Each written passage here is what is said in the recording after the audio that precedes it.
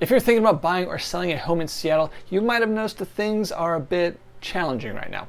From rising interest rates to fluctuating home prices, navigating the Seattle real estate market can feel like trying to predict the weather here. Granted, 9 months out of the year, it's pretty easy to predict it's going to be gray and drizzly. But that's beside the point. Unpredictable and full of surprises is supposed to be the answer. But don't worry, today I'm going to share with you some inside tips on how to make smart real estate decisions even in tough times. Make sure to stick around to the end of this video and I'll give you some bonus advice on how to take your challenges and make them into opportunities to get you closer to your goals. I'm Christian Harris, the founder of the C-Town team here in Seattle, Washington. Let's get into this. In this video, I'm going to go over 5 key points with you. So the first thing we're going to go over is a Seattle market overview. So let's see what's happening in the Seattle real estate market. Over the last few years, we've seen a lot of changes. Rapid home appreciation, a tight inventory, and now a shift due to high mortgage rates and economic uncertainty. Even though at the time of this recording, we had just gotten past the 2024 elections, things are still a little stuck. People are waiting to move. So the market may not be as white hot as it was a couple years ago, but it's far from cold. Buyers are becoming more cautious and sellers need to adjust their expectations. But don't let that scare you away. Opportunities still exist if you know where to look. So let's talk about some key strategies if you're looking to buy right now. So tip number 1, get pre-approved for a mortgage early on. With interest rates fluctuating, it's essential to get pre-approved for a mortgage early on. It not only shows sellers that you're a serious buyer, but also helps you lock in a rate if rates go up. Now, if you're on the selling side, your agent is going to make sure that when a buyer's agent submits an offer, that there's a mortgage pre-approval along with the offer. So tip number 2, be flexible with your criteria. Consider being a bit flexible with your must-haves. Maybe you're dreaming of a home on Queen Anne, but your budget goes further in Ballard or West Seattle. Exploring different neighborhoods can open up your options. And tip number 3 for buyers, don't be afraid to negotiate. With homes staying on the market a bit longer, buyers have more power to negotiate. This could mean asking for closing costs, assistance, repairs, or even a lower price. Don't hesitate to make an offer that works for you.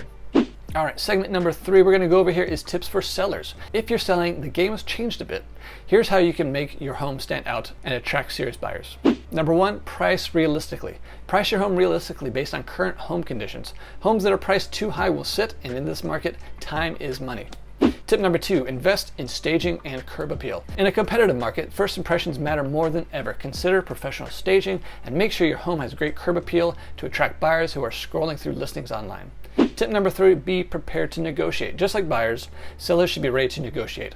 Be open to incentives like offering a credit for repairs or paying a portion of the closing costs. Flexibility can make all the difference. And obviously all of that is determined on the market conditions at the time. The market is always fluctuating. Sometimes it swings more into being a seller's market or a balanced market or a buyer's market. And all of that is going to determine the type of strategy and negotiation that your agent is going to recommend to you.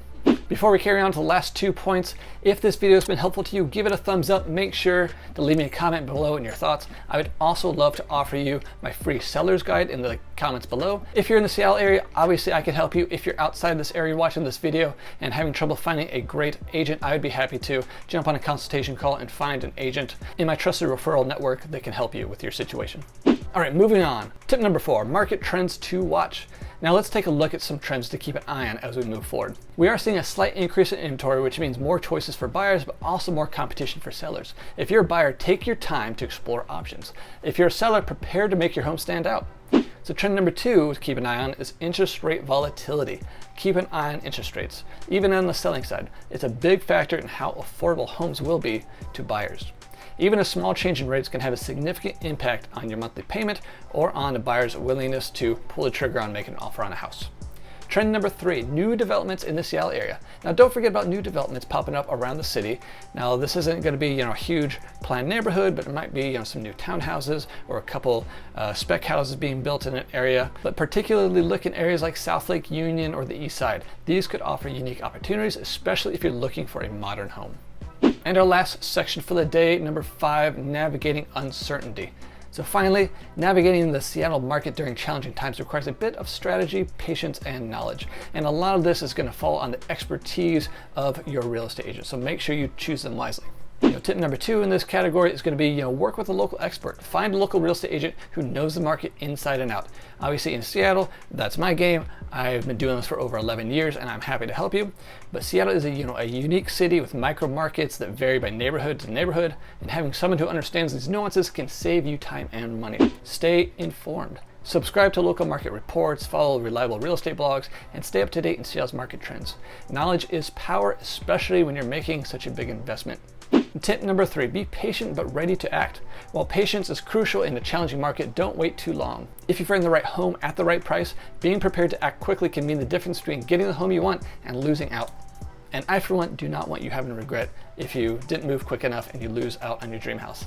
All right, and here's a little bonus section for you before we end the video: mindset, turning those challenges into opportunities. The decisions made during economic downturns and shifts result in the largest transfer of wealth.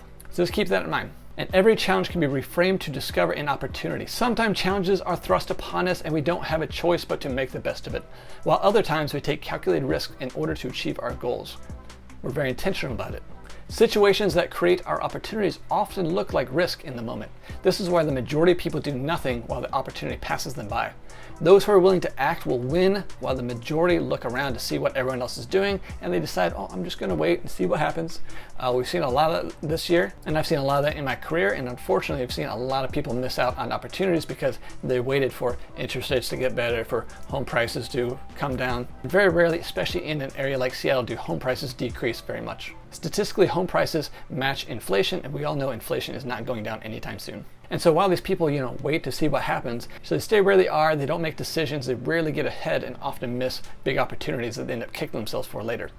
Fear of failure leads many people to not act, while those willing to act and fail will ultimately succeed and surpass their peers. Heck, the person who tries and fails is still better off and further along than those who do nothing and stay where they are, in my opinion.